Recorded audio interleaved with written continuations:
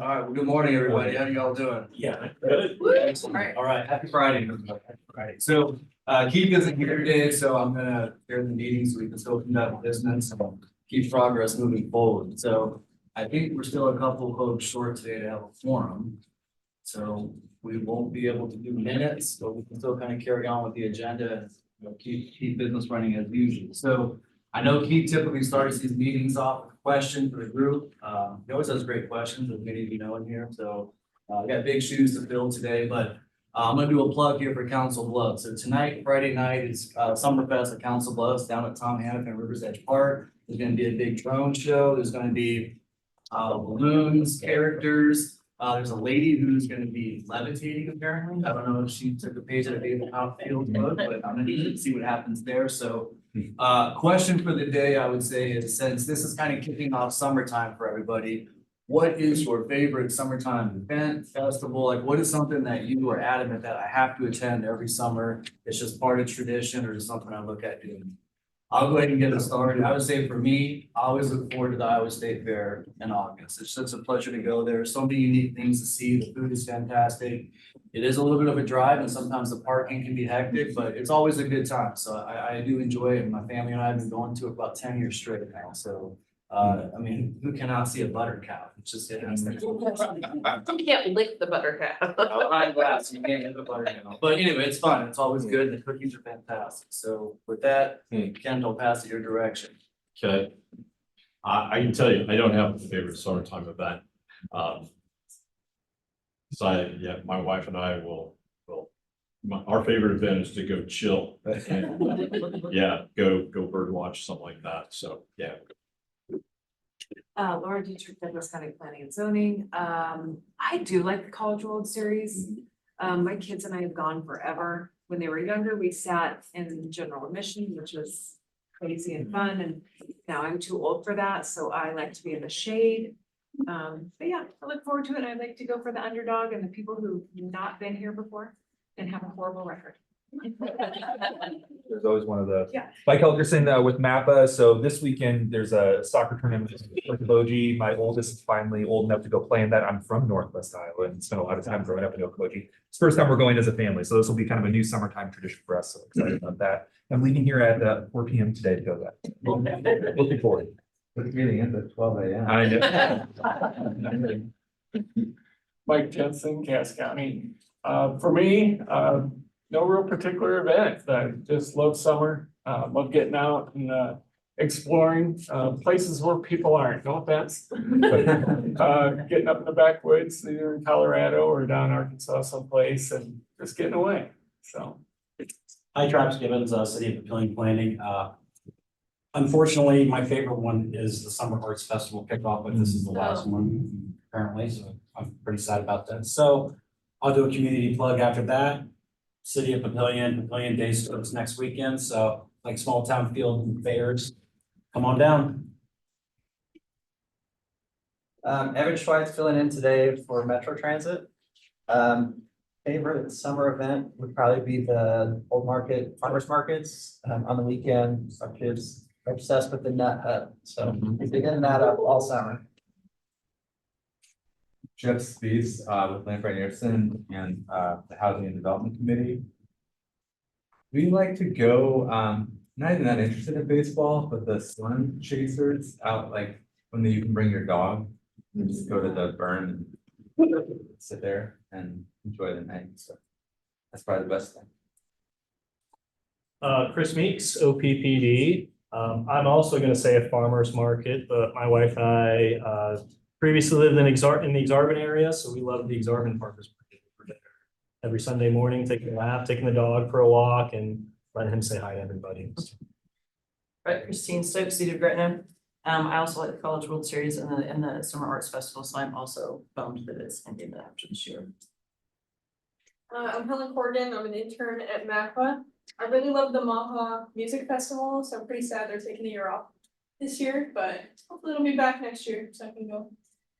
Me and Ashenberger also with MAPA, and they're a lot to choose from, but I have to go with Jeff. The Storm Chasers games are a lot of fun, and especially when they have fireworks. Sue Cuts forth with MAPA. summer for me means more time to ride my bike, so, I enjoy doing that, and also, Bellevue Farmers Market and College World Series. Too many things. Laura Helm and MAPA. I'm a pool person, so as many times as I can get to a pool, that is my measure of success for summer, is how many times I can go. Saul Lopez Mapa. I also like biking, but again, I enjoy the most visiting new places or visiting any of the public parks, so that's why I normally do. We'll go this way, Carlos Morales, MAPA. For me, summer here is just some of the like summer rides, especially the taco ride. I'm gonna try to add another ride this year and we'll see. Lindsay, transportation plan with MAPA.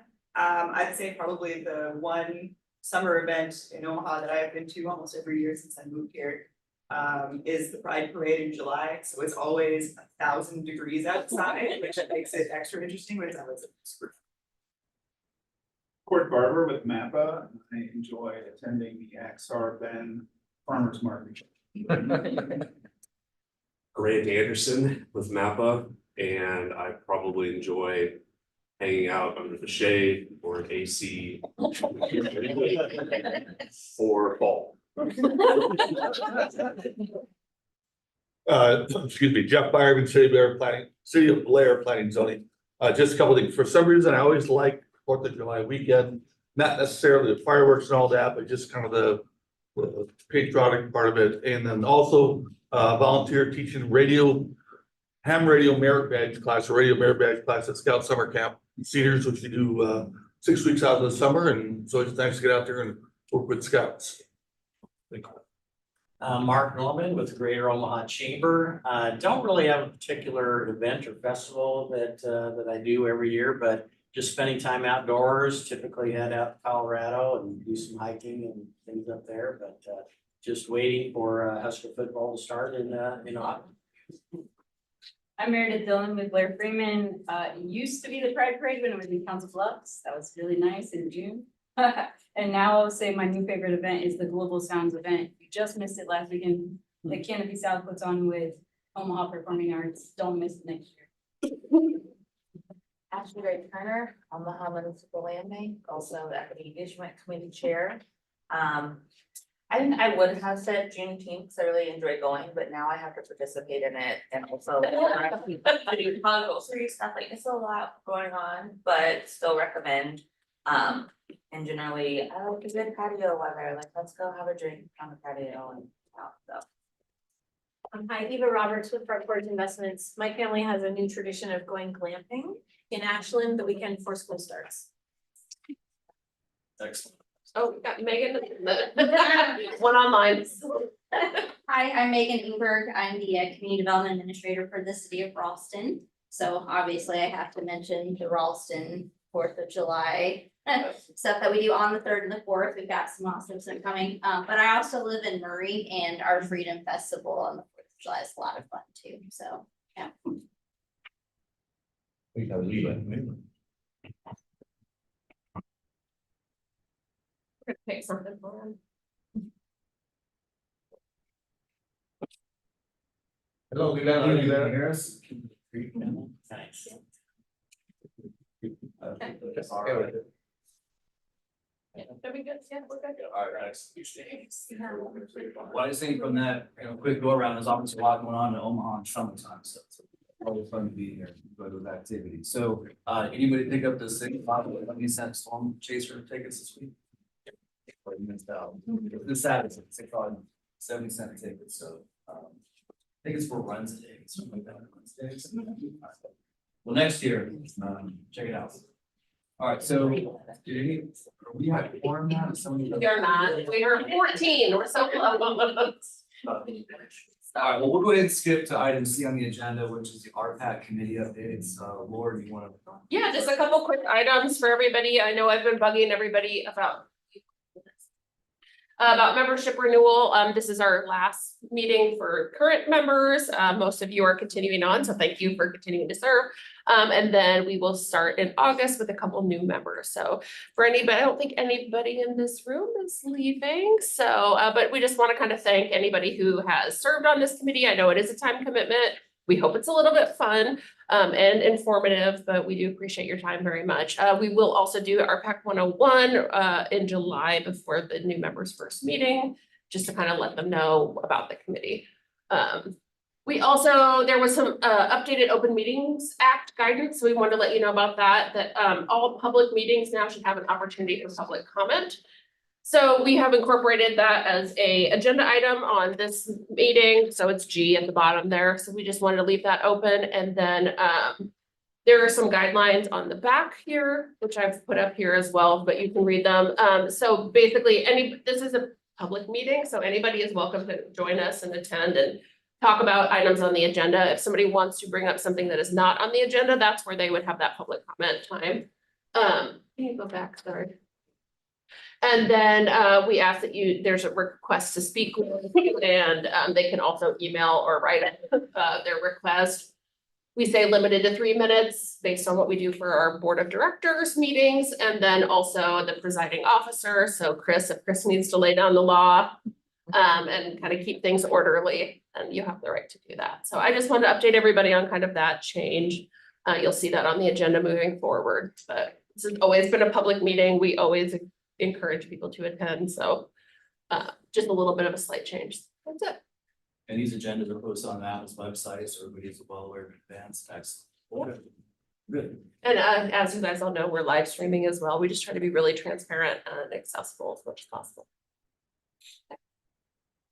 Any questions on the open meeting law aspect of it? All right, let's go to item D, which is MAPA transportation project updates. Staff presentation on safe streets and roads for all.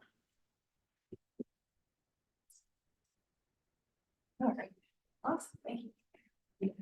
Okay, so for Laura and Kent, this is gonna be a lot of the same stuff we're gonna talk about on Wednesday.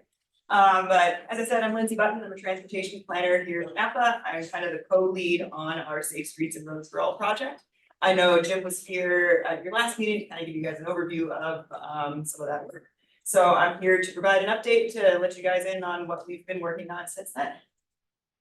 So a bit of background for those of you who don't know, Safe Streets and Roads for All was and is a competitive grant program that is run by the US DOT that is providing $5 billion across 5 years to improve traffic safety and to reduce or eliminate, well, with the goal ultimately to eliminate, but to provide funds to support reduction in fatalities and serious injuries that are caused as a result of traffic crashes.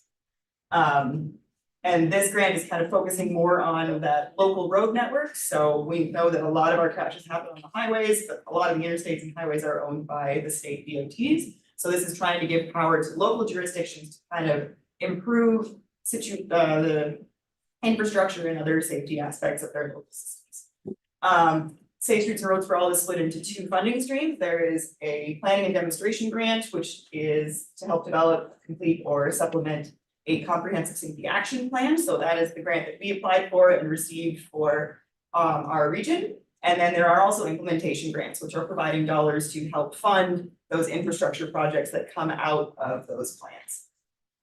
So for the MAPA Safe Streets and Roads for All project, here's a quick overview. We've got a map on the side here that shows the part of our transportation management area that is included in this grant. It's a little bit Swiss cheesy is what we've been calling it, because we've got Douglas County, Sarpy County, and then the urbanized areas of Potawatomi County. So this includes Council Bluffs and the cities of Carter Lake, Crescent, McClelland. The reason it's only including those cities and not the county, it's like the entire urbanized area of the county, is because the 97 counties of Iowa applied for their own planning grants. So they are going to be covering that rural piece and those rural connections, looking at those county roads to try and implement safety strategies for that region. So in order to kind of fill some of the gaps that were made on the county application, we're hitting these cities over here. We also have a parallel effort going on the Iowa side with our RPA 18 group, which is our regional planning affiliation, to look at 7 of the larger cities in rural Iowa that are within both our area, which is Potawatomi County, Shelby County, Mills, and Harrison County. And in collaboration with RPA 13, which is just to the east of that. So that's kind of up and coming. We're still working on the program agreement for that one. So the main goals of our comprehensive safety action plan are to enhance safety, increase accessibility, and ensure well-being of all community members. And all three of these goals apply to everyone, regardless of ability or regardless of their preferred mode of transportation. So a comprehensive safety action plan has 8 major components that are required by US DOT. The leadership commitment and goal setting, we've kind of done a little bit of legwork on that, working with our MAPA board, working with a number of jurisdictions within our region to kind of get letters of support on our application process. And we'll be following up with them as we progress through this planning effort to keep everybody informed and to get their opinions and insights on the safety specific issues within their regions. And these 4 that I've highlighted here are kind of what we've been working on in the near time, so in the last couple months since we got started in March. So that includes planning structure, safety analysis, engagement and collaboration. I've also highlighted this equity considerations piece as that's kind of at play throughout the entire project as we're working our way through it. So planning structure, back in May, we had our first safety committee meeting. So the safety committee is a group that MAPA has been working with primarily for performance metrics and other safety reporting requirements that we have as an MPO. So we are kind of grabbing this committee that already exists, expanding it out and kind of giving it some new roles and responsibilities for this Safe Streets and Roads for All planning effort specifically. So this group consists primarily of safety experts and advocates from our community. And we are going to have them work to provide input on key safety issues and strategies that come out of this plan. To validate safety data and outreach findings that we have through our work, and general oversight of the plan development, implementation, and monitoring. Because once the plan is finished, we have our consultants for a little bit of extra time to assist us in grant applications for either the implementation dollars under Safe Streets and Roads for All, but also for any other funding opportunities that may arise that may give us a better chance of getting some more money into the region to help with those implementation projects. And then there's also the monitoring piece. So after this plan is done, we're going to be working with it as a living document. So we're kind of wanting to make sure we maintain that transparency level and update the public and our stakeholders on progress as we move in the future. Next, we had a meeting with our Transportation Technical Advisory Committee, which I'm sure most of you are familiar with. And TTAC consists primarily of transportation experts within our member jurisdictions. And their role in this is going to be, so we have kind of like our baseline safety committee where we're having a lot of our discussion and our brainstorming, our inputs. And then we're going to take all of that information up to TTAC, who's going to serve a very similar role, but is going to have more of that oversight. So they're helping to guide the overall technical direction of the CSAP. At this meeting on the 17th, we gave them a project update and had them participate in a visioning exercise. So we kind of asked them, why is safety personally important to you? And I mean, that's a question I would pose to everybody in this room. And what can we do to achieve that vision of safety on our streets? So it's kind of just getting everybody thinking and getting progress moving. And then we're planning to come back to them kind of in July with some data to look at and progress through additional pieces. Ongoing since we started with our consultants, so we have this planning structure piece where we've been meeting with our stakeholder groups and getting everybody onboarded. And we also have our consultant working on the safety analysis. So the first part of any safety analysis that we're doing for this plan involves collection of a data inventory. So that is underway. And this includes a whole bunch of data, not just crash records. So crash records are going to show us where the crashes are happening, which is essential and super important.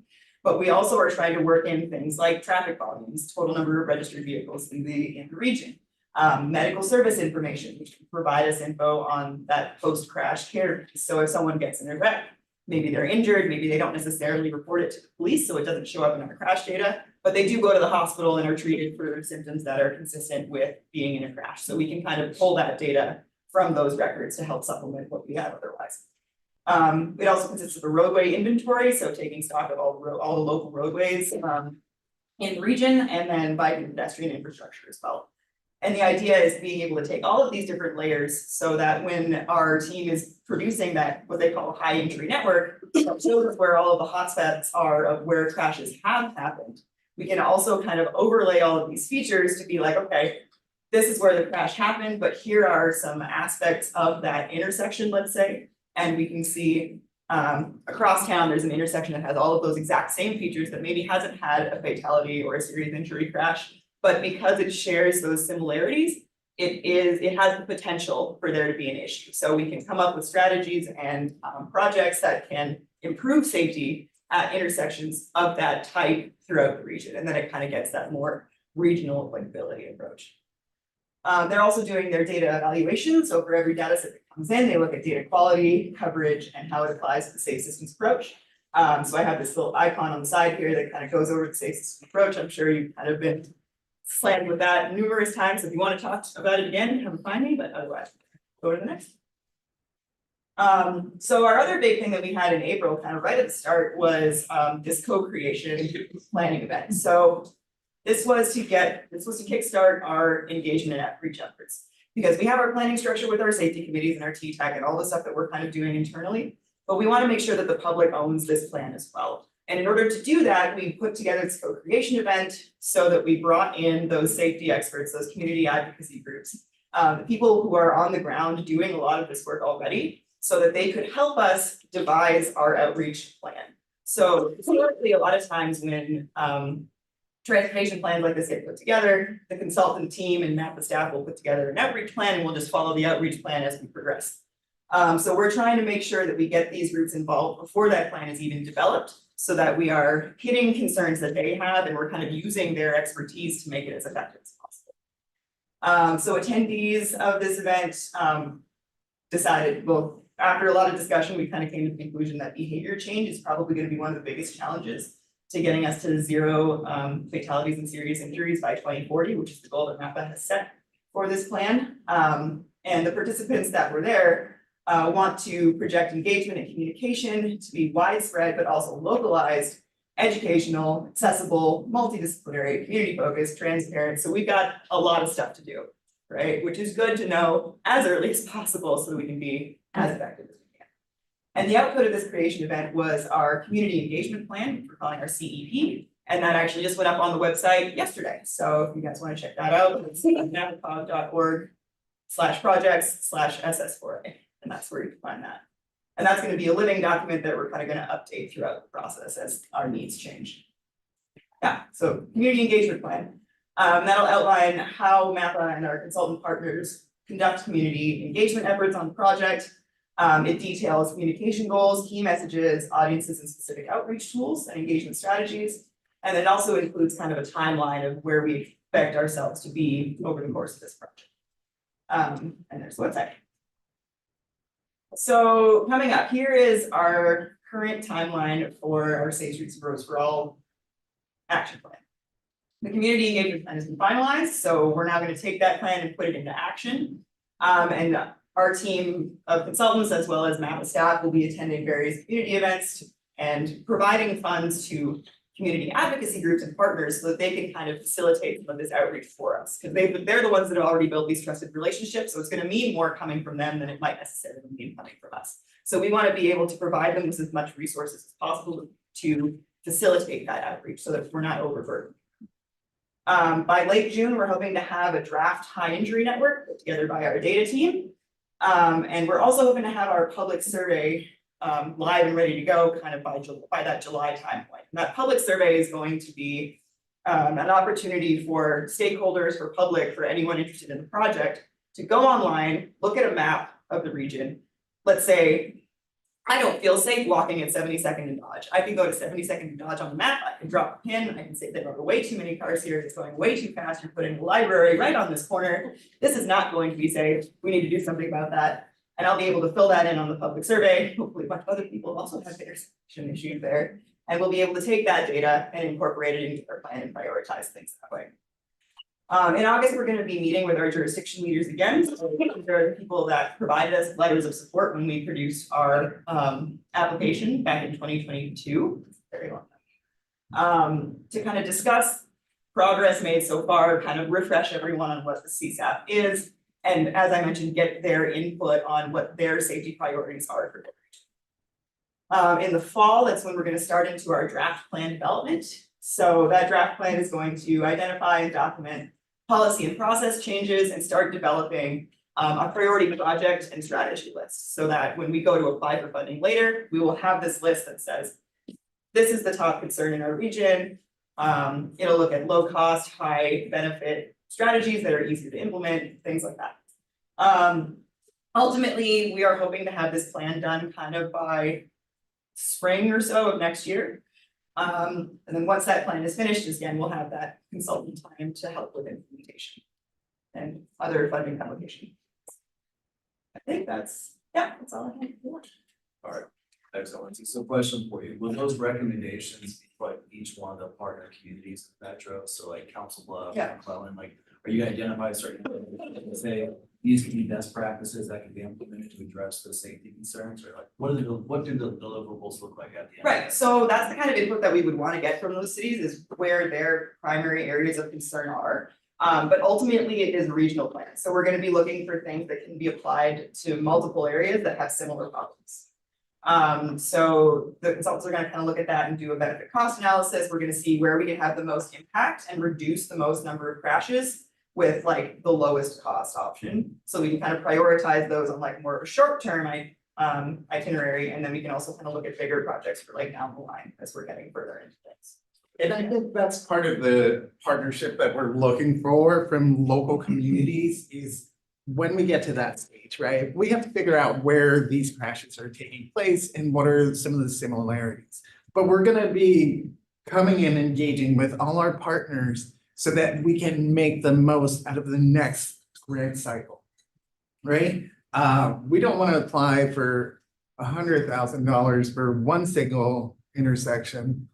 We'd be happy applying for $1 million for a whole load of intersection improvements that we can make throughout the region. But that's gonna take commitment from our local partners, right? To help implement these ideas, concepts, and projects. So it's a big ask and it's a big lift, but this is something that we all feel is super important, and we hear time and time again. And we see in the news how this is impacting our local economy, our fire services, our police services, and straining our local economy. So how do we fix it? This is one approach. So like more coming. Yeah, I'm super excited about it. Yeah. Lindsay, do you want to talk about, because Council Bluffs and in Omaha both applied for additional planning and demonstration funds. You want to talk a little bit about what those applications are? Yeah, so I know quite a bit about the Omaha application. I know a little bit less about the Council Bluffs applications, but I know that we provided letters of support for both of those. So City of Omaha already has their Vision Zero action plan, and that was finished from last summer. So what they applied for is kind of what Mike said is a demonstration grant. So they're taking their Vision Zero plan and then they're kind of supplementing that to look at specific areas and start implementing some of those ideas. It works in tandem with this because it'll be able to provide us additional information that we can then incorporate into our plan as well. And same with the Council Bluffs projects. I think Council Bluffs is like a speed management plan, traffic calming manual, things like that, that tie into development decisions and other things. Yeah, so other supporting plan documents that we'll reference. So Lindsay, one of your slides mentioned behavior change. Yeah. So, I mean, it looks like this is kind of a two-pronged approach where you have physical infrastructure changes, traffic calming, whatever, like that. I'm assuming that these little deals come into play with behavior change. Absolutely. So it's not only distracted driving. So distracted driving, impaired driving, red light running, like all of these things are behavioral. There are definitely infrastructure changes we can do to minimize some of that. So I mean, if anyone's ever driven down Cuming, for example, that is a super wide road with a really low speed limit. Chances of people keeping to that speed limit are pretty low. So there are design decisions that can be made, not necessarily, but to like narrow those roadways, make drivers less uncomfortable, they're less likely to speed through that section. So the two definitely work hand in hand. There's an education piece, there's an enforcement piece. And we're kind of going to be looking at all of those and incorporating all of them into the plan to figure out which ones are going to have the most impact. And I would say too, on the behavior change piece, when you look at fatal crashes across the region, you see a tremendous amount of, impaired driving, and speeding, those are kind of two things that we can do something about. But even just, sitting at the mental health roundtable for the region yesterday and hearing about, all the efforts around, reducing the stigma around mental health treatment and substance abuse disorders in and of themselves, and, the moral failings of that versus treating them as a disease. I mean, the safe systems approach, that graphic that Lindsay didn't dwell on because, it's a full day workshop in and of itself, looks beyond just those infrastructure decisions to how as a community we elevate these issues. When we think about, the impacts of enforcement, we think about the impacts of post-crash care and emergency response, as Carlos alluded to, but then also just, how are we committed as a region, as local leaders, to these broader issues? We saw proclamations about Mental Health Awareness Month across the region this week, but that has an impact on us. I mean, we see that in the data about how those substance use disorders and repeat, DUI offenders are contributing or involved in these crashes. And so it's really, it's a bigger picture. The infrastructure is where we start in terms of kind of the evaluation, but as a community, the commitment's much broader. Any other questions for Lindsay? Thank you very much. Seems very important. Thank you. Thank you. All right, I think next up on the agenda is transportation improvement programs, NPO and RPA.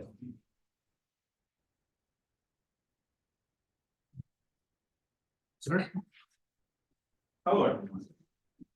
I'm Court. I am primarily responsible for delivering and maintaining MAPA's the TMA/MPO side transportation improvement program for TIP. We joined by Mia. She's doing the RPA tip, so she'll talk a little bit about that, and be kind of a mixed fluid presentation on kind of where things overlap and what we're trying to accomplish with the tip.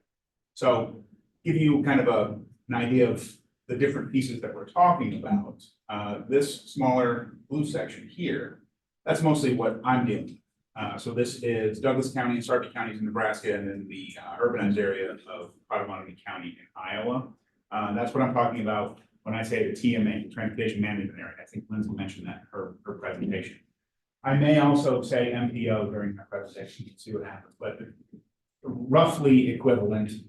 There are some slight differences between what the two things are, but and then on the RPA side, Regional Planning and Affiliation 18, we're talking about Harrison, Shelby, Potawatomi, and Mills counties in Iowa. And as you can see in this, along this kind of line right here, things can kind of intermix. There's at least one project that I can think of that is in both programs, because part of it's in the urbanized area and part of it's in the rural area of Potawatomi County. It's two different areas, two tips. MAPA kind of maintains all of it. And it's basically a listing of transportation projects. It's supposed to be anything that's regionally significant. And that basically means, it often means larger projects. A lot of times we're talking about things that are federal aid eligible. That's what we're do with is we're basically showing what are the feds going to be contributing funding to in the region. But it's not just that. We also have to show local projects in there. So larger locally funded projects will also be included in the transportation improvement programs. It's sometimes be a little tricky to decide, what is regionally significant, what's not. And that's why we have all the committees that we do. They help us kind of work through some of that stuff. So we can kind of let the larger projects float to the top. So we know what we need to include and what we need to be talking about. And oftentimes those larger locally funded projects impact some of those federally funded projects. So it's all kind of important to make sure that we're putting all of this together. And all of this, the tip is basically how the region implements the long-range transportation plan. So there'll be a little bit of a presentation on after this. So there's a whole bunch of planning work that goes ahead of developing the actual tip. And then there's additional planning work to kind of, when we get into the details of how do we actually want to pull this off. And every year we're focusing on the main year. So right now we're dealing with the 2024 Transportation Improvement Program, developing the 2025 current. It's open for public comment, which we'll get to in a moment. But we try to focus on what's supposed to be delivered that year. How do we get that across the finish line? How do we get it to where they can start constructing the project? In the RPA, they generally just focus on 4 years. On the TMA side, we add 2 extra years on. It's not required. 4 years are required by the federal government, and the additional years are illustrative. So we have we want to basically show like these 4 years are pretty well set, but also there's some other projects that we're thinking about in years 5 and 6. A lot of what we're doing, like I said, it stems from the development of the long-range transportation plan. So we're trying to take those goals and priorities that the region sets up and implement them. A lot of the stuff is, we start off with basically a fiscal plan in the long-range transportation plan. And then we take that and kind of scrutinize it even more for the tip. So we can't show that we have more projects than we have money. So we have to fiscally constrain the tip. Technically, we only have to fiscally constrain the first 4 years, but we usually go ahead and constrain all 6. So it makes it a little bit simpler when we're rolling years 5 and 6 into the actual 4-year program. On the TMA side, like I said, on the RPA side, they usually just focus on those 4 years that are required. And with that, I will actually let Mia start talking about some of the different funding programs that we include in the tip. Yeah, so I'll briefly go over some of the funding programs that are relevant for the types of projects that are included in the tips. There's a Surface Transportation Block Grant, or STBG, and then the next 2 are kind of intertwined with that. There's the Transportation Alternative Set Aside Program, also known as TA Set Aside or TAP. And then there's the Local Bridge Program or City Bridge Program, which mostly applies to Iowa. So I'll go through the first 3, and then Court will talk a little bit about the Carbon Reduction Program and the Mini Grant Program, which apply more to the TMA. So the STBG is a result of the Infrastructure Investment and Jobs Act, which has provided for the use of federal funds to preserve or improve the condition and performance of any federal aid roads, highways, tunnels, and things like that. There's also provision for smaller scale pedestrian and bicycle facilities, for example, transit capital improvements, which can include things like intercity bus terminals, and also some transportation planning activities by MPOs and RPAs can also qualify. So the TA Set Aside program focuses on the smaller scale, mostly projects, things like pedestrian and bicycle facilities, recreational trails, safe routes to school projects, and it can include things like community improvements that might deal with historic preservation or the management of vegetation, and also some environmentally related projects can be included, things that might involve mitigation, stormwater management, enabling the connectivity of wildlife habitat and things like that. And then the City Bridge Program or the Local Bridge Program is it's a portion of the STBG funding that's been dedicated to replacing or rehabilitating bridges that are owned by cities. They have to be classified as core during an engineering inspection. And there's a limitation of $1.5 million. And there are criteria that are used to prioritize projects such as average daily traffic and detour length and things like that. I can start talking about some of the other programs. One of the things I would like to point out as well, one of the differences between the TMA and the RPA is that for all of these funding programs, the RPA is basically they're apportioned funding through the state of Iowa. The TMA receives a specific apportionment through federal legislation. So the TMA has a specific amount that is to be spent in this region. And that's not to say it's not the same in the RPA, but it's handled differently. The RPA is basically a subset of state federal funding, whereas the MAPA MPO, the TMA, we get our own specific set aside. That's not, it's not directed by the state of Nebraska or Iowa. It's directly from the feds. So in addition to some of the funding that is kind of in both the TMA and RPA, there are a couple of programs that are not split up in the same way in Iowa to all of the RPAs. One of those is the carbon reduction program. So the state of Iowa receives an apportionment for this program, but this TMA also receives an apportionment. So we get a specific amount of carbon reduction program funding. This is a new program. I say new because honestly, the IIJA was passed a few years ago now. It was passed in 2021. So it's a little, it's not really new anymore, but it is new with that funding legislation. We get about $3 million a year for this in the TMA. It's mostly delivered on delivering green projects.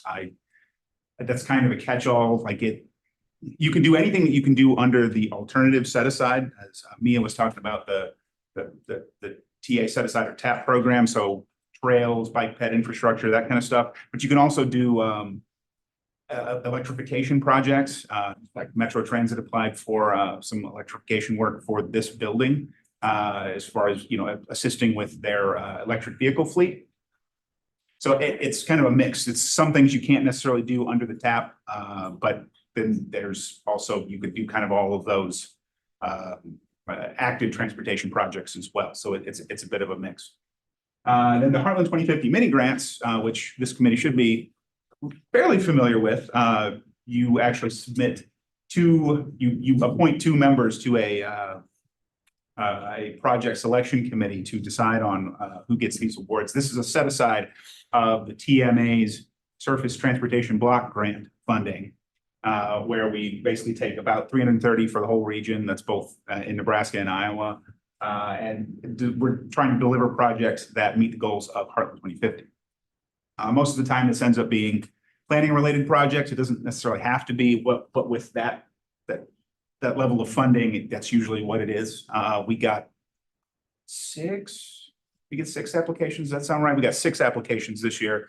They're recommended to all be funded by the mini grant committee, and currently those are all in. This is where we are. So this is the project selection process. Since I'm kind of there, we'll kind of talking about that.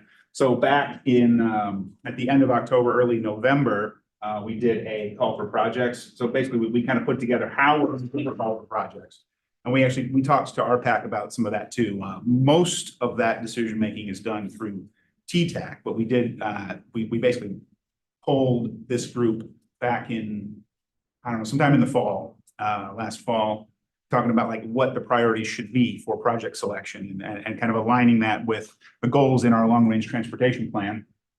And we take all that, we issue a call for projects, and then we get, we had a deadline of early January for all of those applications. So we get the applications in, and then we open a public comment period on those applications, basically through the month of February. And we take all of that feedback along with scoring based on all of the stuff that we did early on. We take that to the selection committees, including the mini grant committee. And we kind of go through all that stuff with those committees, talk to them about what the pros and cons of the projects are, what the public said, all that kind of stuff.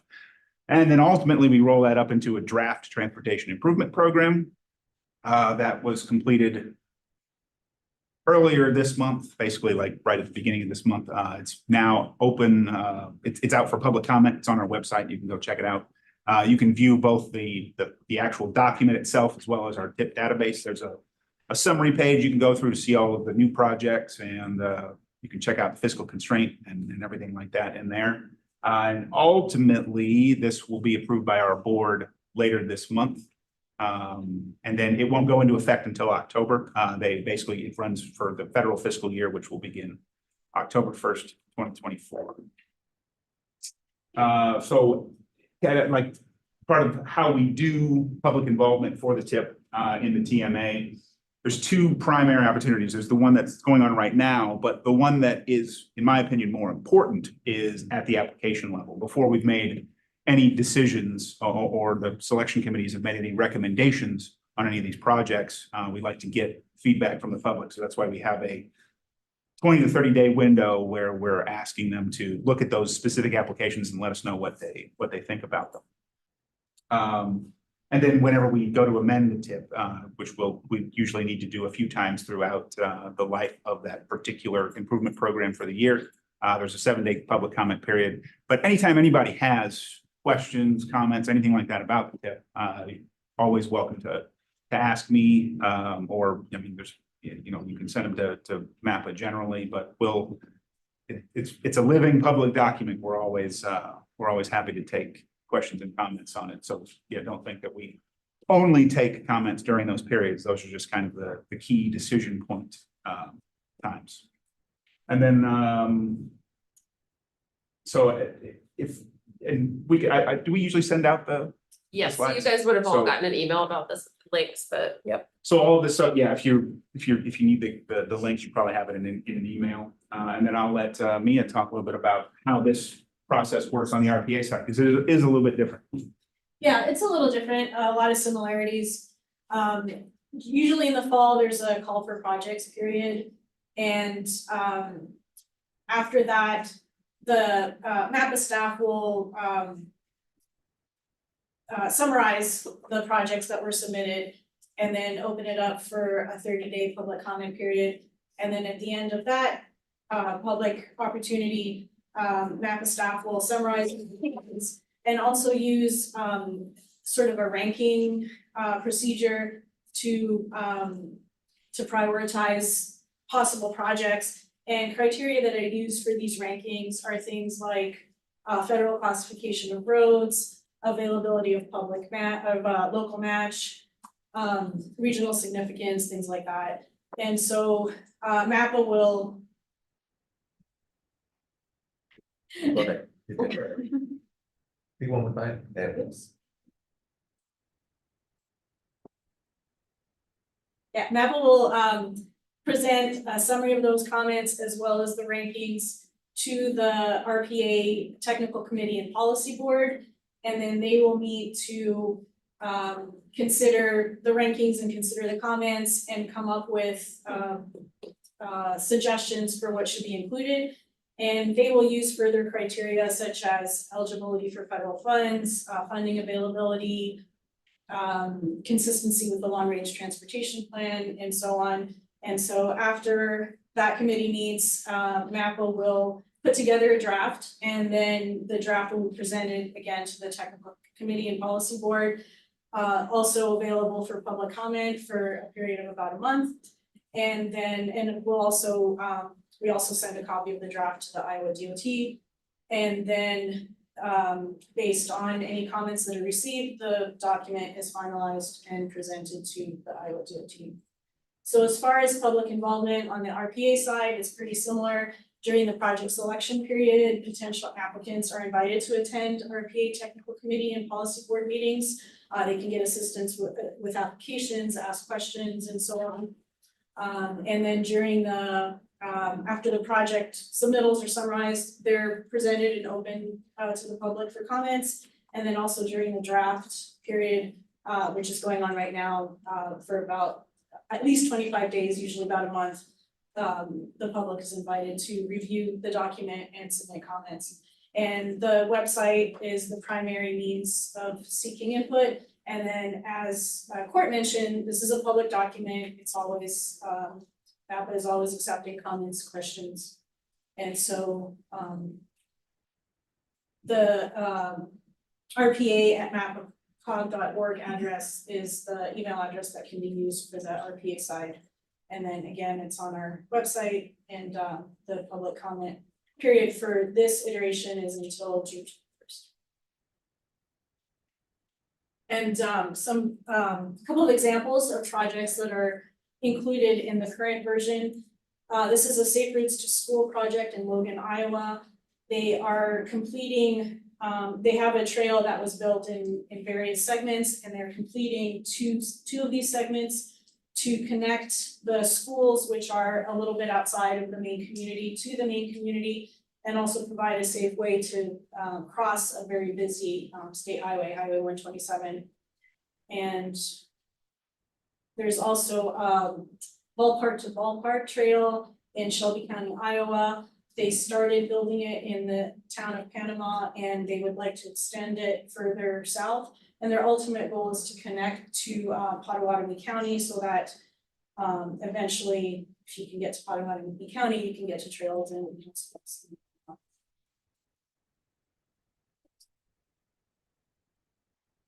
Any questions for Cord or Mia? That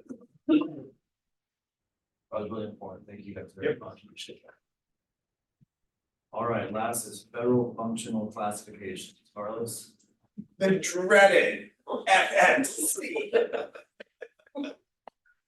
So as some of you know, we may have gone through a little census thing back in 2020. Well, part of the work that we do at NPO is work on this thing called the urban area boundary. I'm pretty sure we came to this group and talked a little bit about that. Once the census arrives, the Census Bureau designates urbanized area clusterings of populations that are considered urban, and everything outside of that is not considered urban or considered rural. All right, cool. So for the last year or so, MAPA has been working with the states, federal government to designate and align our boundaries for these urbanized area boundaries. Cool, Carlos. What does that mean? Well, this is how the determination of federal funds and program funding is established, right? So we establish a total population, we establish the boundaries of where these funds can be spent. That's why it's important. Along with those lines, we also work on what is called a federal functional classification. So getting right into it, oh, forgot this one was there.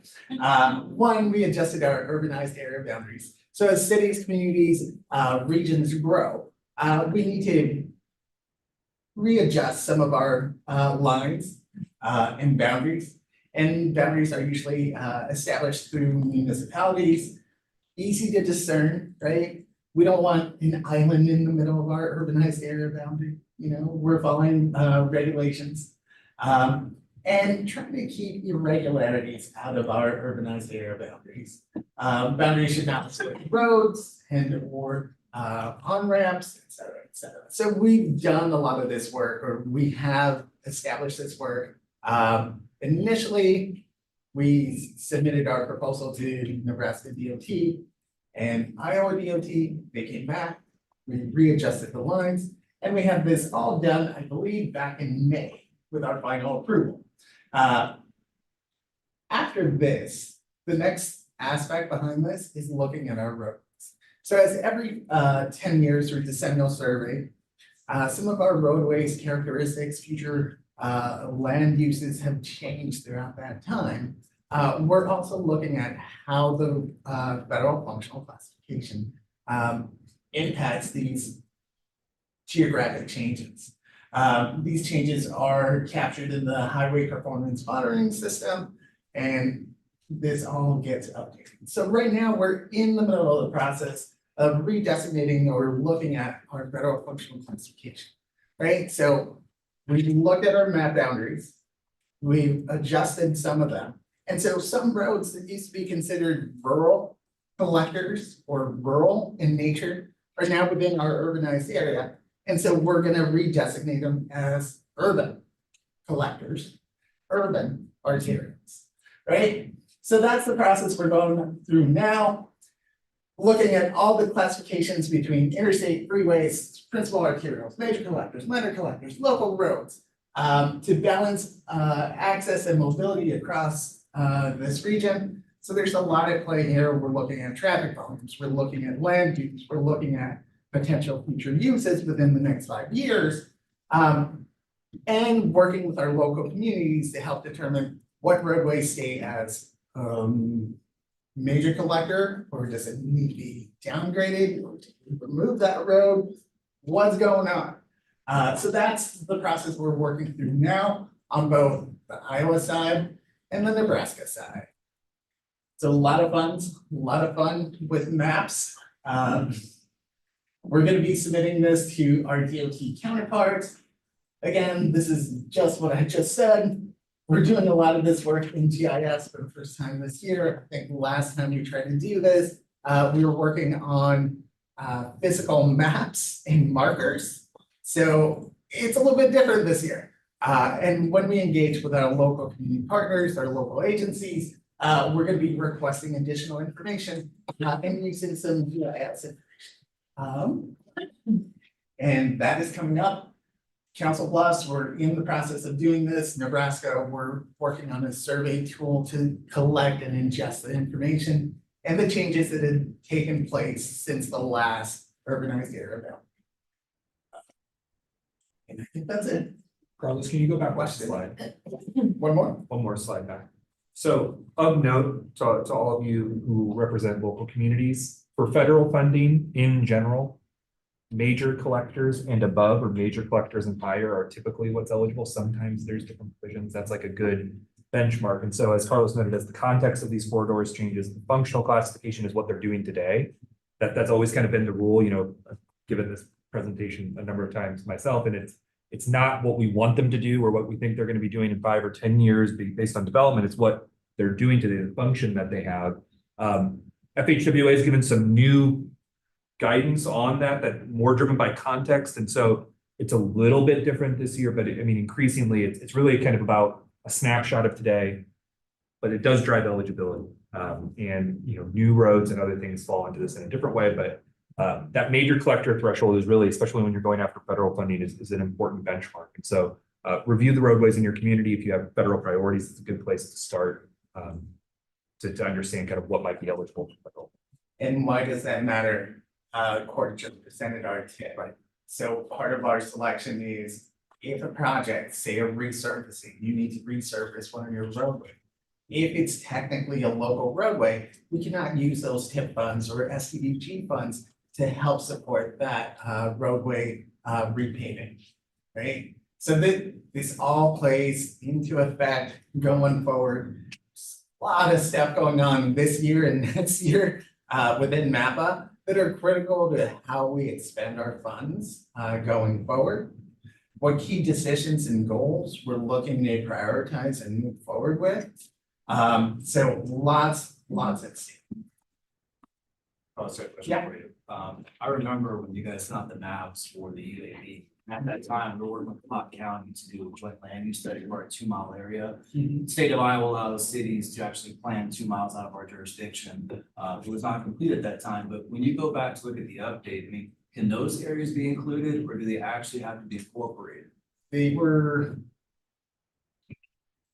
I think part of it definitely is, it's not all of it though, because I know that area was pretty sizable. I mean, part of it, one of the things about refining this, Carlos noted, there's like this administrative thing about whether something's rural or urban. Some funding programs use this boundary to define urban and rural. Some funding programs use RTMA.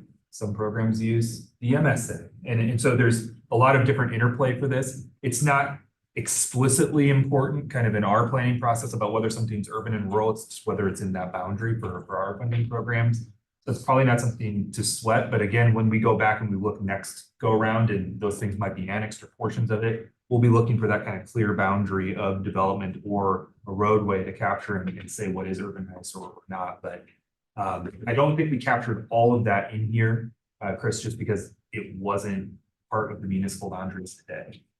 And this would have either followed the municipal boundaries or some other. Yeah, the green ones, like technically the Council Bluffs municipal boundaries.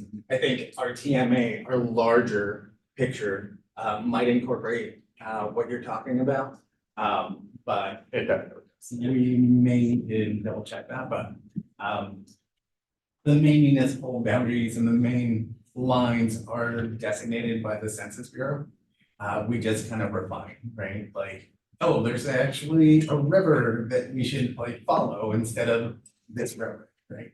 Yeah. Well, whenever that comes up for review, I mean, there is areas that I do foresee in the near term actually being incorporated into Council Bluffs or being urbanized through various, you know, like annexation agreements. Like we just can't get physically, but we're gonna have an agreement that allows them to move forward to development. And at such time we can annex them, we're going to bring them in. So yeah, just look for that conversation because there are areas in that map that I do see probably be one. Yeah, and it's the light blue area that's eligible for funding regardless of whether it's an urban or rural. Okay. And so the green line is the number that the Census Bureau gives us for the population that's within that boundary is what sets our congressional apportionment. When we go back and refine for purposes of planning, it doesn't actually change the population. Like we can't just say, give us more money because we're gonna change the lines. But it is for kind of communicating what's urban and what's rural. We want to present like a full picture or at least include at a minimum all of the communities that are municipal boundaries there. So everything within that light blue shaded area, which is, I think, almost the entirety of your 2 mile study. So all of that would be eligible. It just would be a matter of when you're ticking the boxes in urban or. We're trying to do something a little bit smarter on the TMA side. We're trying to match the boundaries on the edge of that blue line more to the census tracts. So that we have easier calculations when we're doing calculations within the TMA. Right now, oftentimes that clipping takes place in the middle of the census tract. And so in some of these more rural locations, it's difficult to assess population, road miles, et cetera, when you're clipping it in that kind of middle. Sometimes not even the middle. Okay, any more questions? Comments? Cool. Thank you, Carlos, appreciate it. Okay. Well, this is on me, but I'm just gonna keep Carlos up there because he's gonna talk about the long range plan. But you know, if you've been around, this is like MAPA 101 here. So you're all getting kind of the transportation planning 101 for everything. But we're at kind of our 5-year updates for our 2 main policy documents, one being our long range transportation plan on the transportation side of things, and the other being our comprehensive economic development strategy, which is for economic development administration and kind of that framework of how we partner with that organization and economic development organizations within the Greater Omaha Economic Development Partnership as well. So Carlos is going to talk a little bit about the framework of the LRTP, really high level, what we're setting out to do over the next year. And then we'll talk about with Grant and I, just a little bit about the SEDS and kind of our vision on that. I will say the slides are backwards, Yes, so okay. SEDS are first. SEDS first. Okay. Sorry. It's LRTP and SEDS in the title. I didn't put them in there. That's it. We'll start with the SEDS then. Give you a break from the transportation. Hello, Grant Anderson. I lead our community and economic development department. And I'll be heading up our SEDS effort. I made this joke back in 23 sometime when I was talking about SEDS, and I assure you it's not a terminal medical condition. I'm gonna retire that joke. Okay, so just some background. MAPA is designated by the Economic Development Administration as an economic development district. So really, EDA, which is under the umbrella of the Department of Commerce, recognizes MAPA as an organization that drives or at least facilitates regionally driven economic development planning. And for us, the policy document that we are required to do is called the SEDS, or the Comprehensive Economic Development Strategy. Why is the SEDS important? Well, for me, it kind of comes down to 3 things. I consider strategic planning on a regional scale. It helps, or it should identify projects and initiatives of regional importance, and it's a snapshot of where we are, but also of maybe what's around the corner. This is the 2020 SEDS vision statement, and I'm not going to read this word for word, but as you can see, we're aspiring to build upon the region's economic strengths, help the region withstand inevitable economic downturns, minimize poverty, and disinvestment overall, not just in the urban areas, but in the rural communities as well. And we really just want to address economic problems and use resources to fulfill the economic potential of this region. The SEDS update and content, we update this document every 5 years. Technically, there's an annual progress report that we submit to EDA, but a full-fledged report is due every 5 years. The last update was done in 2020. I will admit that the public involvement, the public engagement was not as robust as it should have been, mainly because of COVID. But these are the 4 essential components. There's a regional profile, economic or demographic summary, economic indicators, really just an assessment of workforce trends, unemployment, wages throughout the region across different industries, per capita income, household and family income.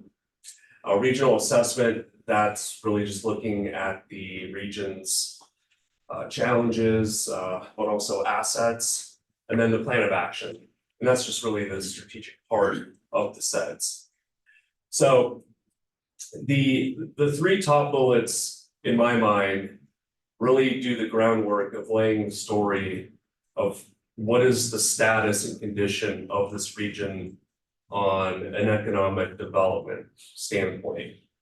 And then in the plan of action, which is really more project driven, those projects which should be regionally significant and might be eligible for any kind of federal assistance, whether that's EDA or another agency, we can easily tie that project as a story to how the project connects to the overall condition economically of the region.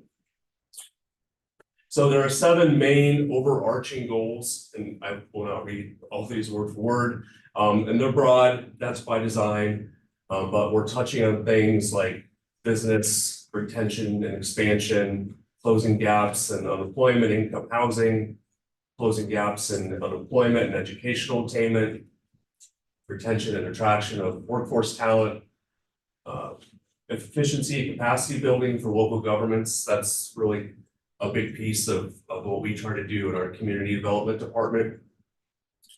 Provide infrastructure that supports business development and expansion, and then just emphasizing disaster preparedness, economic resilience, and environmental stewardship.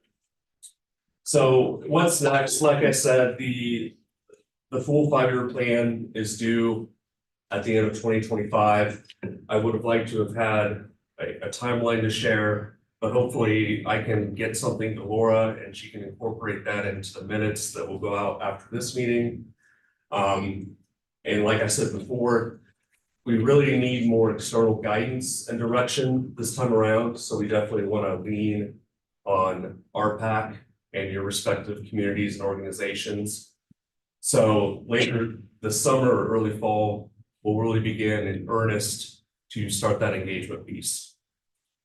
I don't know if you have anything you'd like to add to that, Mike? Yeah, I think it's just an interesting time, and as Grant noted, in 2020, it was the first time that we took the Heartland 2050 vision and used that as kind of the basis for that regional profile for both the long-range plan and the SEDS. We were able to align both those documents in time and not unify them, not make them the same document, but make them say the same thing and have them be kind of part of this broader framework. And with RPAC's role in being kind of the stewards of that regional vision and whatever comes next, we want to make sure that we're incorporating this group into it, in addition to other partners. I mean, we're looking at, the economic development picture across the region. I mean, a lot of things have changed since 2020. I mean, if we just even take snapshots of the Beloit Bio campus in Washington County, the economic development site in Mills County, the North-South Omaha Recovery Grant Program in urban Omaha, all of the work that continues in Council Bluffs, Vireo, Plattsmouth, everything that's happening around the region. There's a lot of investments that have been made, some of them, assisted by MAPA, but certainly emergent needs as well. EDA doesn't have an explicit focus on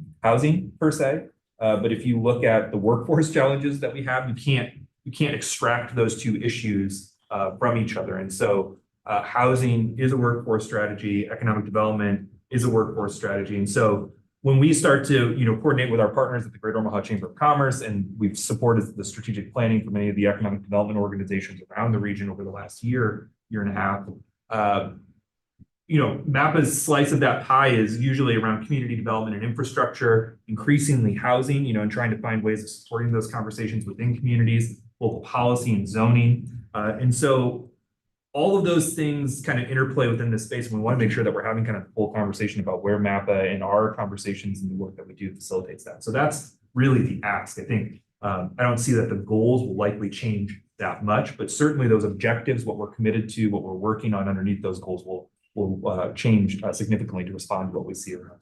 So, and one thing I would add with regards to the goals, as a result of the severe weather we've had this spring, it's very likely, and we're anticipating, that EDA will through federal decision-making, they'll be enabled to sort of bypass a lot of their eligibility requirements, which really opens the door for other communities, organizations that traditionally might not be able to leverage those resources.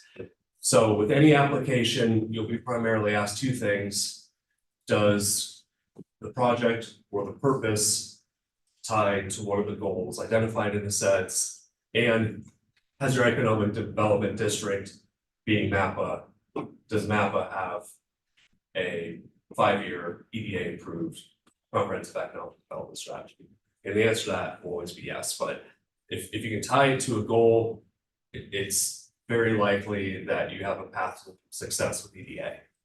And I'll note, as Grant noted, EDA is part of that federal response framework. You know, we think a lot about FEMA and we think about some of the other agencies, USDA and others, that part of that. EDA is a part of that. And so whether it's planning dollars, infrastructure dollars, it is more flexible. Unfortunately, the money gets more flexible when there's a disaster and there's more of it. But part of it's that preparedness and kind of knowing ourselves, knowing where those priorities are in advance. But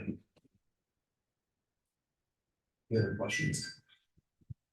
So Grant, just with your stakeholder outreach, and obviously you're gonna work with the municipalities, but are you gonna sort of work with the chambers, realtors, developers, especially when it comes like housing, economic development, and their input on this as well?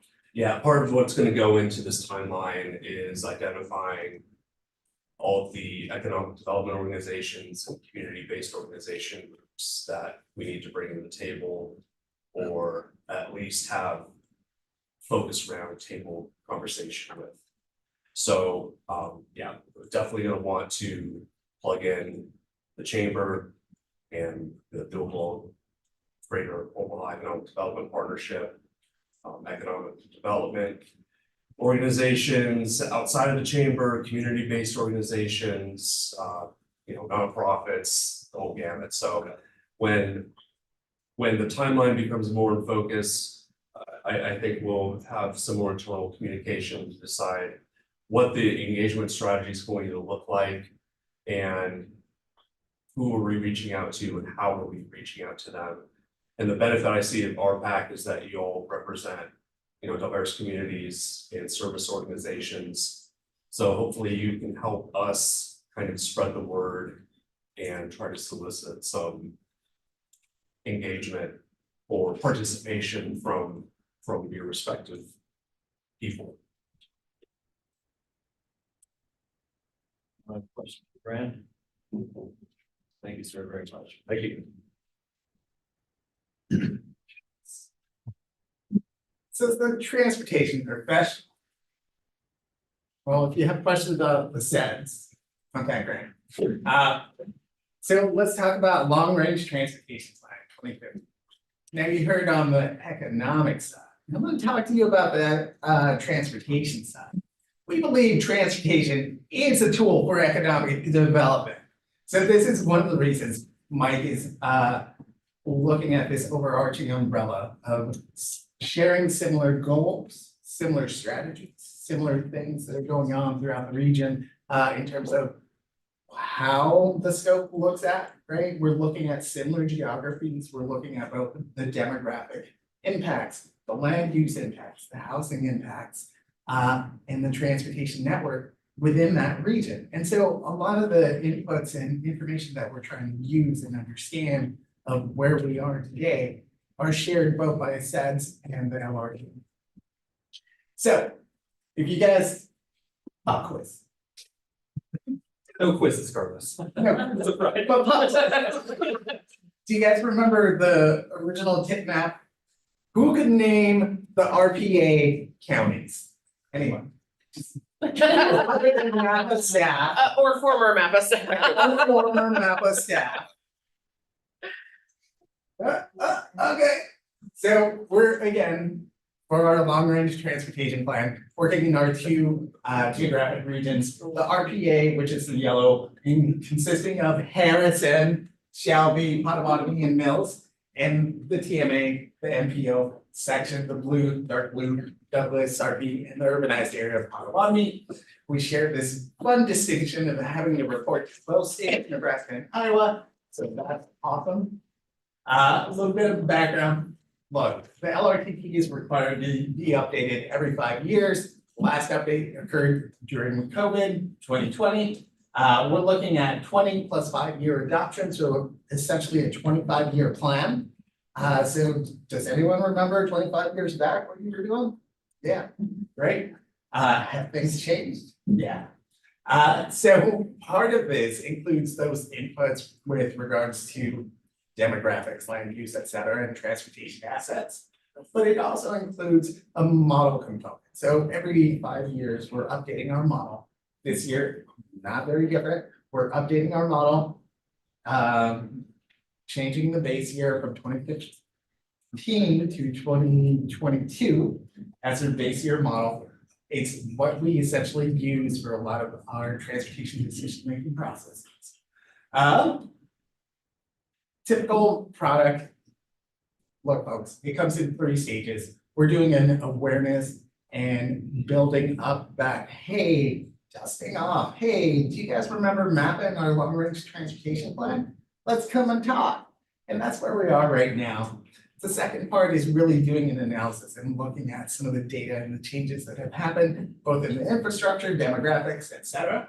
And then we're coming up with scenarios. How do we invest future dollars? And then based on that, that develops our long-range transportation plan, which feeds into the transportation improvement program. What are the priorities and goals for our entire region? And how do we fund those projects? This is just what I said.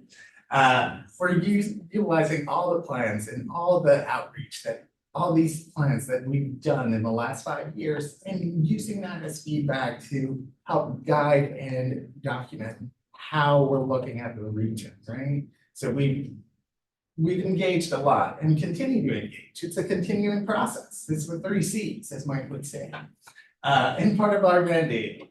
And so we continue to collect information and looking towards the future. We collaborate, folks. Help us, help you. Let's get more engaged in this long-range transportation plan. We've connected with the chamber. We've connected with cities. We're working in tandem with the city of Omaha, who's in the process of updating their comprehensive plan. We're in tandem with the city of Bellevue and their comprehensive plan and the city of Gretna. So we're all doing a lot of these updates, and a lot of the things that are said in one small part of the region impact the larger, right? So a lot of the things that we look at are quality of life aspects. And here are the 4 main goals that we kind of steer towards. One is access to opportunity. How do we get access to good services, live, work, play? Talent and attraction, very important throughout the region. Again, this was similar to some of the stuff that Grant mentioned. How do we retain and keep talent within the region? How do we develop economic growth throughout the region, looking at freight and how the different land uses and transportation interact? And then overall, looking at the stewardship. How do we maintain what we have, our current assets, whether it's lane miles, repaving, et cetera, et cetera. So those are the main goals. I'm not gonna belabor the point. Call me, contact me. Lindsay Button is actually doing our engagement. So if you want MAPA to participate in any of your local events to talk about the LRTP and get people more aware and involved and engaged, please contact Lindsay. Court from our team is handling a lot of the writing, documenting, processing of information. So he's kind of in the back end, but doing a lot of work with the local communities to understand and intake the projects that they're looking to do today, but also looking to do in the midterm, long-term future. Again, with his work with the TIP and local work with local communities, that's the information we're trying to collect and understand. And Jim, who is not here today, and Owen are working on this mapping function, the federal functional classification, understanding our current infrastructure, how it stands today, what needs to be fixed, all the bridge ratings, all the pacer ratings, all that fun stuff. So contact us, we're happy to talk. To advance anything. The only thing I would say, and I think the thing that's different this time around, and it's not anything pros, but the only piece of context for this group if you remember back to court talking about the Heartland 2050 mini grant process and Carlos talking about the ramp up for this, I mean, from our perspective, those mini grants, those plans, those corridor studies where we're doing engagement, we capture all of that as part of it. So when we hear something supporting the city of Gretna and We Step, or city of Council Bluffs for the multimodal transportation study, or the city of Omaha studies, or Bellevue's Fort Brook Road, all of those studies, all those plans, all that engagement helps us guide and affirm those goals. And really kind of this initial step that we're going to be going out to the public about is really making sure that those goals include everything, especially those objectives. Because the objectives, I think, are really more around, some of the things that we seek to do with the transportation system. And so, or we seek that the transportation assists us with. And again, Grant, the story of the goals that you saw in the SEDS, very people focused, very workforce focused, that it all starts with where people live, where they work, the amount of opportunity. We aligned our transportation goals with that too, much more people-centered, more place-centered goals that give us a broader tool set, a broader mandate for what we consider. So the process is continuous, it is comprehensive, it is cooperative, and so we kind of require all of those things from our partners, and it's really an opportunity every 5 years to kind of make sure that from the big picture, a big standpoint, that our guide stars in place. And you'll note it on some of the work products that we've taken on. One of the ones that we continually keep hearing about is safety and how safety is impacting our region. Hence our Safe Streets for All plan, hence the Vision Zero plan for the city of Omaha, hence continuing work and interest in protecting lives and saving people. So that's all I have for you folks. Any other questions? Comments? For once, twice, so. Thank you, Carlos. Thank you. All right, item F, additional business. So this is where we start going to our committee updates, and Ashley, you're up first with equity engagement. Thanks, Jeff. Not first. You're fine. I'm thinking about you. JK, hi everyone. Not any huge updates right now. I think really Jeff and I again have combined our committees. We're gonna meet next Tuesday. I'm really excited though, because we are going to transition into forming some working groups. I think we've had a lot of speakers, a lot of plans, some strategic planning that we've talked about, and I think this is a good time for us to look at equity engagement strategic plan that basically evolved around one, promotion of the scorecard, but also what are kind of some of those wins that are in our community or projects that maybe need a little bit of love or some awareness. And then Jeff's committee that already had kind of some plans specific to housing and development around how we could advocate a little bit more. And so we're gonna do an exercise where we go through that and kind of assign some people some tasks so that on our off months, they could start meeting. We could kind of have some momentum there. Also, I think we're excited, we'll have Jody there talking about Frankfurt a little bit. So it should be a good meeting. If you wanna come check us out next Tuesday. Thank you, Ashley. Housing and development, Jeff? Not much, just we hope to have 5 work groups, a combination of our 2 committees, data and advocacy. The data is one. What data do you have? What's missing to help support some of these projects? Advocacy, just kind of general, and from housing equity. Outreach, assistance to these same projects or plans. And planning efforts that are going on and development. So kind of 5 work groups we hope to get people on. And so if we can, we want to, at the meeting next Tuesday, is provide a list of kind of current projects that are happening. So that way the work groups can know they don't have to invent new work necessarily, they can plug in to work that's already going on, if that's possible. Yesterday, this last couple of days, great event with the Land Bank and Spark, the Reignite to Unite Symposium, and Casey Bellitz from the Department of Economic Development. He spoke about kind of housing and its role in economic development. So I think from and the mayor of Omaha gave a proclamation about Housing Development Day, I think, which was yesterday.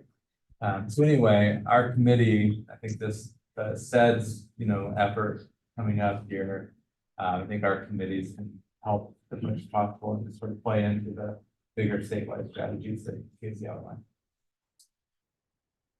So I know, equity engagement, housing, you guys merged into one. Are you guys at capacity of people? Can you still take on more, or how's that looking? Bring them on. Yeah, we had a great, like, we had a full room the last meeting and keep it going. And we did an icebreaker question, which was a on a scale of 1 to 10. How well do you like icebreakers last time? And I think the average score was like 6.8. So like, and there's a lot of comments on Keith. Keith is good. You're doing a great job, Chris. I got overruled because I was a 0 and I was told I couldn't vote 0. You're the chair, you get to do it. It's a 10 Ash. And I stand behind 0, I stand behind that, but whatever. All right, infrastructure, I don't see Mike. Yeah, Mike couldn't make it today, but he asked me if I could go ahead and give you this update. So I'm just gonna go ahead and let you know the MAPA Infrastructure Committee met this week. Zach Fergus from Lab Rainerson gave a great presentation recapping the MAPA Charlotte road trip and identify ideas we could bring back to our committees such as placemaking and public art. Our working groups continue to make progress. The Responsible Infrastructure Group recently completed a charter, and it is working towards a presentation that's deliverable in 2025 at the ASCE Transportation Conference. The HIF group continues to work with UNM students to study HIF financing best practices. We will be winding down the digital equity working group as those group goals are wrapping up at this point. All right. All right, natural resources, Ken. The Natural Resources Committee is really going through a process of reevaluating and realigning our subgroups so that they better align with the climate action plan goals, objectives. So that's an in progress thing. Last meeting, Lisa Smith was city planning. She talked about an urban agriculture hub that's been developed. Really the purpose of distributing zoning information, dealing with safe soils and so on for gardens and things like that. Job postings and building kind of a network of community, but also equipment that can be exchanged to facilitate urban gardening. And also then just some training opportunities. The solid waste working group, which is kind of the main focus that I have, we're going to next be meeting on July 10th. And one of the things that we have going in that, we have a gentleman who has started a kind of a venture of looking into and dealing with vape waste and some of the things that are relevant to that. And other than that, there is an effort from a context standpoint, extended producer responsibility, and I'll give you a brief definition of what that is. Basically, instead of government having responsibility in paying for recycling efforts and those types of things, it really seeks, it's a process to transfer that responsibility and all of the financial implications to the private sector. So when you have, for example, a producer, and I'm just going to use paint, for example. So you have Sherwin-Williams that creates lots of paint, and you have a distributor like Home Depot that sells it. You buy it from Home Depot, wow, I bought too much. You take the extra back to Home Depot, and then the producer's responsibility for rehabilitating that paint. They can take it, they can reuse it, whatever. So it takes the taxpayer and the citizen out of that. What do I do with this? And government dealing with that. So extended producer responsibility, that's kind of an example of that. But one thing that I think is going to be coming to Nebraska is the extended producer responsibility for batteries. This is something that has been in place for a number of years in a number of other states. It takes state enabling legislation for EPR, for the extended producer responsibility. But batteries are a big issue because they create fires. in trash trucks, at the materials recovery facility, which is for Star Fiber, for example, fire in that facility because of a little battery.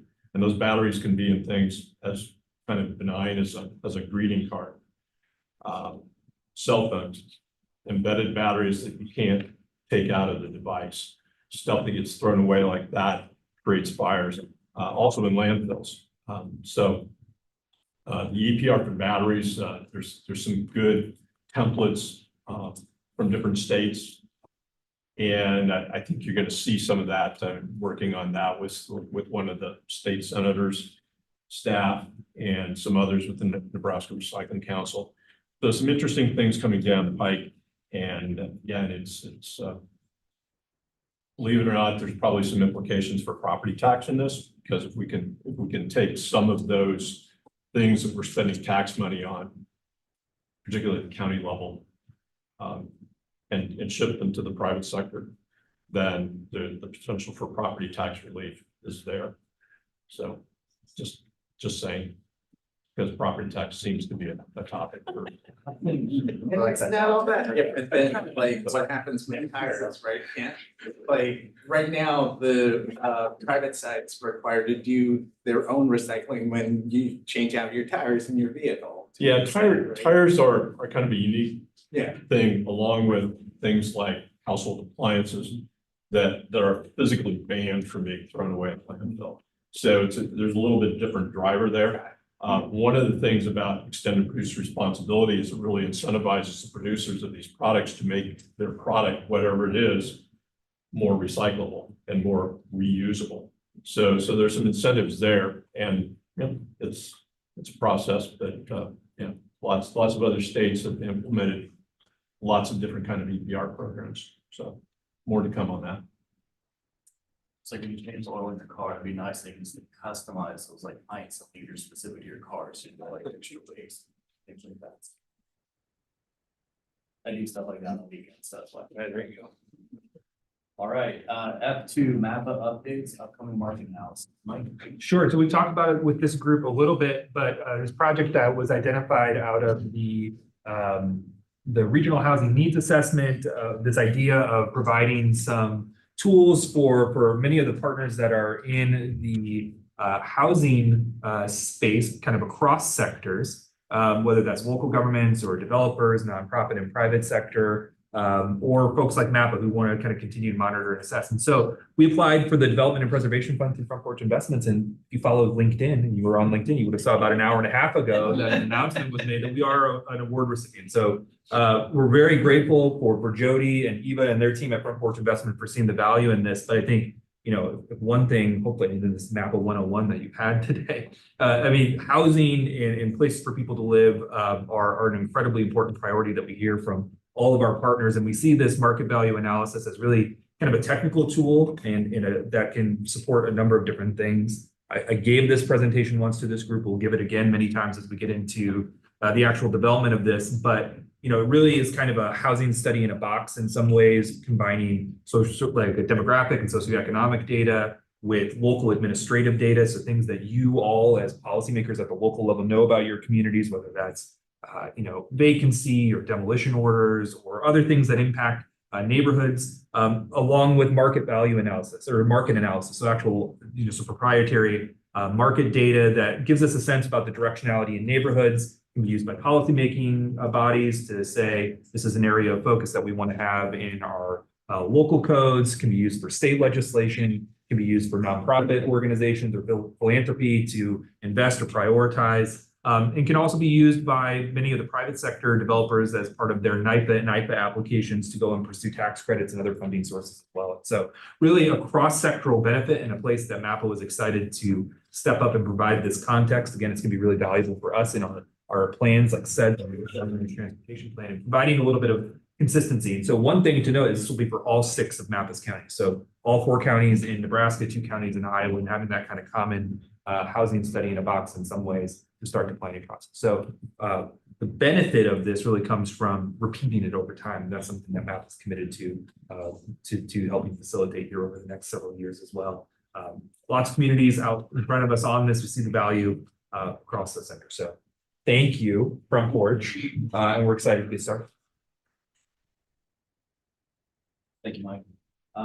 All right, so I think last just community update. Oh, actually, I threw another little thing in here. I just Oh. wanted to prop up our Heartland 20 learning site, or Heartland 2050 learning site visit where we did go to Charlotte.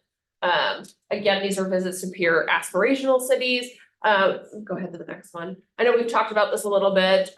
We did go early in May, so just about a month ago.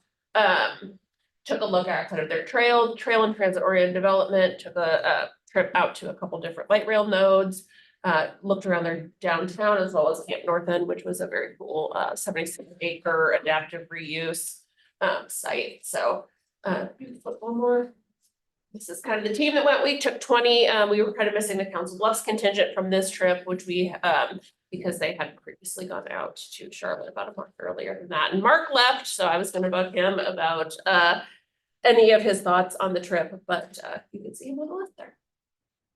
And then we also have our upcoming Council of Officials meeting. I believe you guys have been invited by email for this, but we are taking registrations. That's next Wednesday at Strategic Air Command and Aerospace Museum, and our speaker will be Nebraska-naut. How am I supposed to say that? Astronaut. He says it every time and I don't get it. But Clayton Anderson will be our speaker, and then there will be optional tour of the museum afterwards. If you would like to join us. No, sorry. All right, no, thank you, appreciate it. Are there any community updates? Thanks. I do have one. You can say. Hello, as some of you know, I am the new Director of Community Affairs at the Omaha Municipal Land Bank.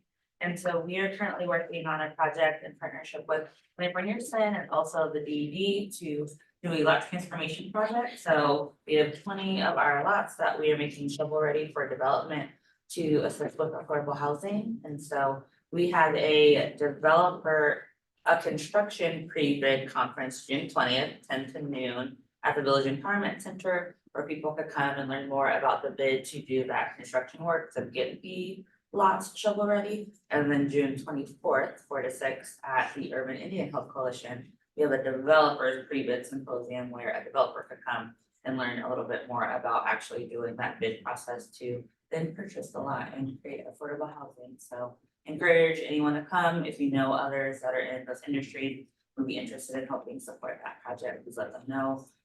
They do have a registration up on our Eventbrite. So you could just look up Omaha Municipal Land Bank and come check it out. So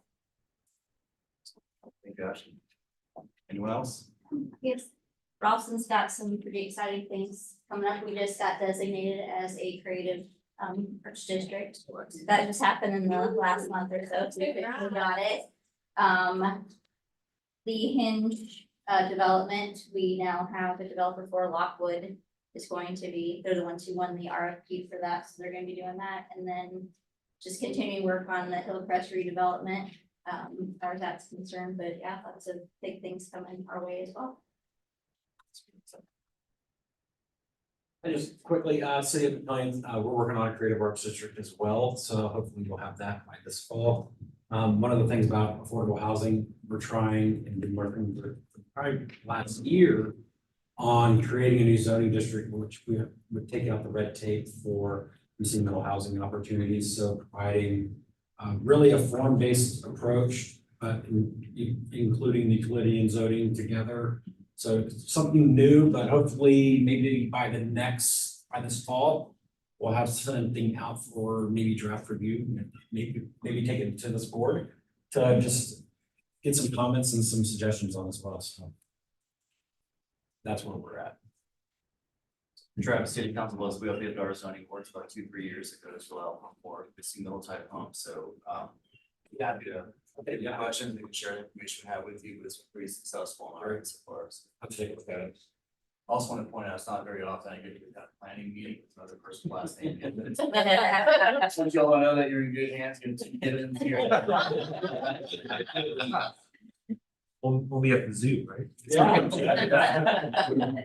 Okay, last I would say, City Council Bluffs, our Public Works Department just kicked off their sanitary sewer study. We partnered up with HDR and Steve Jensen's also gonna help us with that study. And essentially what we're gonna do is just look at the existing capacity in our network, find out where the gaps are. And then look at cost benefit of doing extensions.